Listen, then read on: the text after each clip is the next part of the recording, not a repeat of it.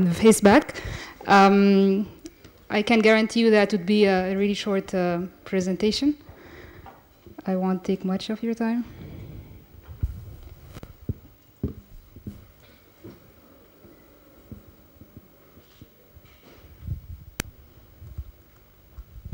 Okay, I am Hoda, she's Mariam. I'm here to present FaceBack, the winning design of KAI 2011 for the student design competition category. And just to give you an idea what's KAI, KAI is the premier international conference of computer-human interaction. This year was held in Vancouver.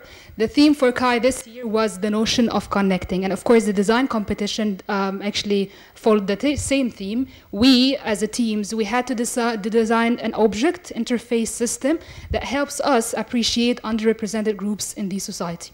So that was mainly like what we had to do like in the design competition. Just to give you an idea, worst to mention is that in the semifinals we had MIT as competitor, University of Washington, Michigan, and Indiana, and we successfully like overcame the geeks and we won the competition. So first we defined many underrepresented groups in the Egyptian society, and we chose craftsmen because we believed from like our primary research they had like the most accessibility, open-mindedness, and we had field partners, people working already with craftsmen. We started, in order to come up with the design, we started with ethnographic research and field research in the area of Old Cairo, Darb Ahmar, and Al-Azhar and Khayamiya. We interviewed 39 illiterate craftsmen and craftswomen, and literate craftsmen and craftswomen. We did like group discussion, in-depth interviews, and so on.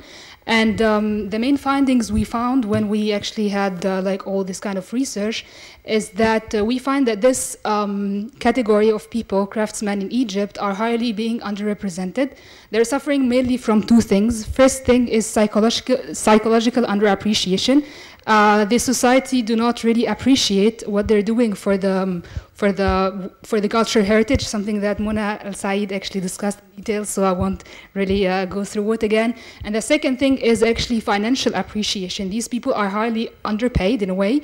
They really like catch like a very small amount of money, and one of the biggest problems is that their income isn't even stable because it depends on tourism. So the design in our case, we didn't know yet what was the design at that stage, but it had mainly to fulfill two requirements. First, psychological appreciation for craftsmen, and second, financial appreciation for craftsmen. So I'll skip the vision mission. So this is what we came up with. We said that with each craft that would be produced actually, we will attach a QR code to the craft. When the crafts buyer actually buy this craft, he would have the chance to scan this QR code. And this is where actually the design actually FaceBack come actually in action.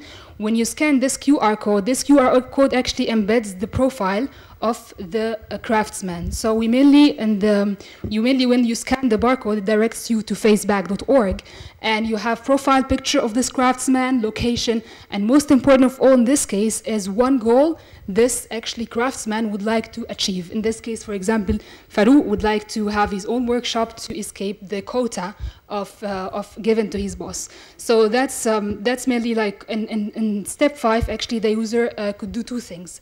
First, he posts reactions, and posting reactions mean he writes comments, he shares on social network. So really kind of could kind of market it in a way. And second thing a user could do is to finance a microloan, and mainly financing a microloan goes for actually letting this craftsman actually realize his own goal that's settled already in the profile. Afterwards, our field partner actually keep on with the microloans. He actually, because they've got field work in this area of Old Cairo and so on, he monitors it and then give it back to the craftsman, and the user have got the option afterwards, like after 3 months or something, to actually have an idea whatever happened thanks to his microloans, whatever changes happen in the life of this craftsman thanks to his microloan. So this is the user interface of FaceBack. 3 iterations we did. This is the final one we did so far. So we've got mainly the profile. Once you scan the QR, you've got the profile and 2 options, as we said, whether financing microloan or share it on social networks, writing good comments and so on. You go down, you found whomever actually commented on it, whomever liked it, whomever posted something for it. And then this is the homepage of FaceBack.org, recently scanned crafts, and so on. And then you've got crafts, like you have actually more an idea about the crafts and the craftsmen and the categories of the crafts and so on. So that was mainly for the design concept of FaceBack.org. Now we switch to Mariam. She'll talk more about the business positioning of FaceBack. So. Thank you, Huda. Okay, after we established the idea of FaceBack.org, we were studying, or we conducted some research in order to understand where to position FaceBack.org or what other competitors who could be providing similar services. So we created a 2x2 matrix depending on the type of communication, whether the communication between the borrower and the lender, in this case the craftsman, and whoever's supporting this craftsman is a one-way or two-way communication, and the level of reciprocal immersion, meaning whether the purchaser of the craft is able to track the progress and the development of the craftsman after he provided this person with the loan or with the psychological feedback. And we reached some competitors, including Risala, which is a local institute for charity, and also we had Kiva.org, which was mentioned before by Ms. Gheda, and we had AYB and its chairman this morning.